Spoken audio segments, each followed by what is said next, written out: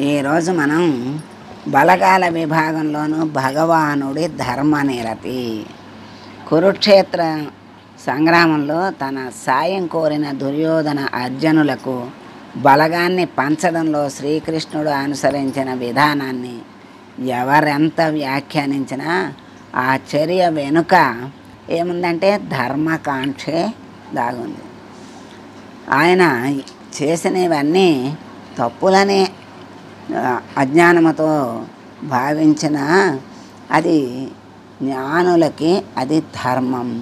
ధర్మోద్ధరణకే ఆయన ఏ పని చేసినా ధర్మోద్ధరణకే చేశాడు అని తెలుసుకోవాలి. యుద్ధానికి సహాయం అపేక్షించి మరి దుర్యోధనుడు అర్జునుడు ఇద్దరు కృష్ణుడి దగ్గరికి వచ్చారు. కృష్ణుడు అర్జునుడికే సహాయం చెయ్యాలి అని అనుకున్నాడు. అందుకని దుర్యోధనుడు రాగానే ఆయన నిద్రపోతున్నట్టు నటిస్తూ పడుకున్నాడు. అర్జునుడు రాగానే రావడానికి కారణం ఏమిటి అని ప్రశ్నించాడు. ఈ నీతిని గురించి ఏమనాలి అంటే క్షుద్రమైన తత్వమూలంగా పరీక్షించేవారు దీన్ని కపటం అంటారు. కానీ ప్రపంచమంతా ముక్త కంఠంతో దీన్ని ధర్మం అని చాటింది. మహాసంధి సూత్రాలను అనుసరించి పూర్ణ సైన్యాన్ని దుర్యోధనుడికి ఇచ్చాడు. తన సైన్యాన్ని అంతా కోరుకున్నాడు. దుర్యోధనుడు సైన్యాన్నే కోరుకున్నాడు, ఆ సైన్యాన్నే ఇచ్చాడు. మరి పాండవులు ధర్మరాజు అర్జునుడు నువ్వు ఉంటే చాలు అన్నాడు. ఆయన ఈ వైపున ఉన్నాడు. ఈ సైన్యం కౌరవపక్షంలో ఉండి చేసిన సహాయం ఎలాంటిదో మనం విచారించక్కర్లేదు. భగవాన్ శ్రీకృష్ణుడు ధర్మమని దేనిని చెప్పాడో అది ఆయన యుద్ధంలో స్పష్టంగా తేలింది. యుద్ధంలో శస్త్రం ముట్టనని ప్రతిజ్ఞ చేశాడు. ఆ ప్రతిజ్ఞ పట్టిన కృష్ణుడే భీముని మీద కత్తి పట్టాడు. ప్రతిజ్ఞాభంగం ఒక మహాపాపమని ప్రాజ్ఞులు అంటున్నా శ్రీకృష్ణుని మాత్రం ఇంతవరకు పాపి అని ఎవ్వరూ అనలేదు. రాష్ట్రోద్ధరణ చేసి తీరతానని ఆయన కఠోర ప్రతిజ్ఞను స్వీకరించాడు. ఆ స్ఫూర్తికి అనుగుణంగా చేసే ప్రతి కార్యము ధర్మబద్ధమే. ఒక మహావ్రతాన్ని స్వీకరించిన మనుజుడు అన్యవ్రతాలను వెంటనే పరిత్యజించుతాడు, అంటే వదిలేస్తాడు. ఒకటి పూనితే తతిమావని వదిలేస్తాడు. అవి మహావ్రతానికి ప్రతిబంధకాలైతే.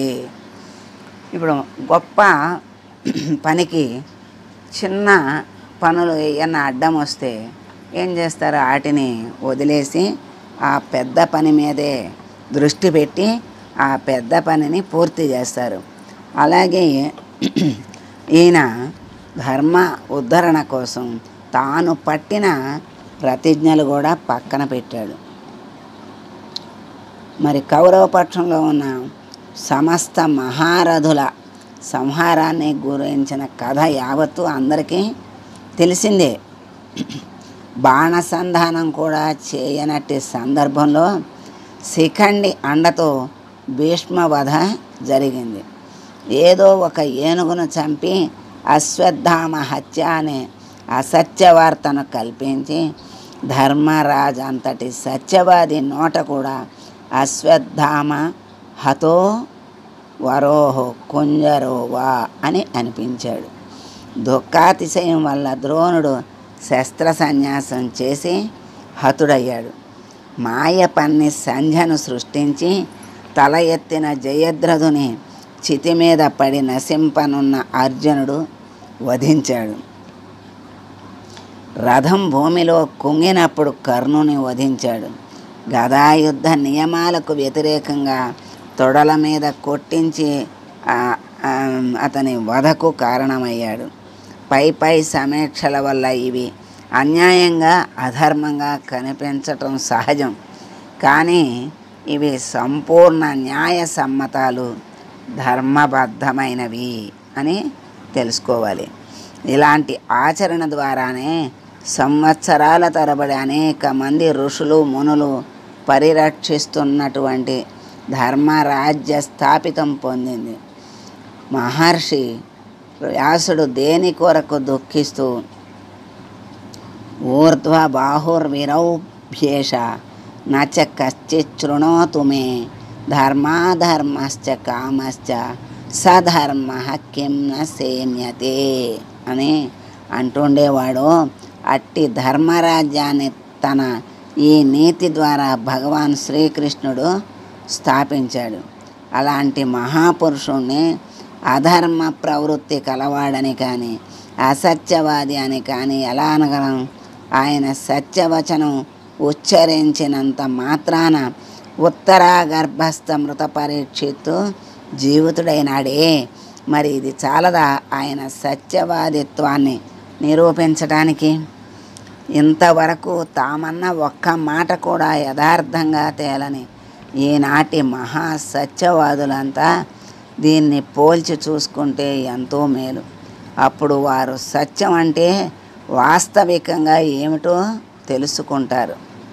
అంటే సత్యము అంటే ధర్మాన్ని రక్షించటమే సత్యం అని ఇక్కడ మనకి ఇన్ని సందర్భాల్లో అన్యాయంగా అధర్మంగా ప్రవర్తించినట్టు కనపడిన కృష్ణుడి ప్రవర్తన మరి అసలైన జ్ఞానులకు మహాత్ములకు కాదు, మామూలు వాళ్ళకు కూడా ఆయన భగవంతుడు మరి పాపాత్ముడని ఎవరు అనలేదే.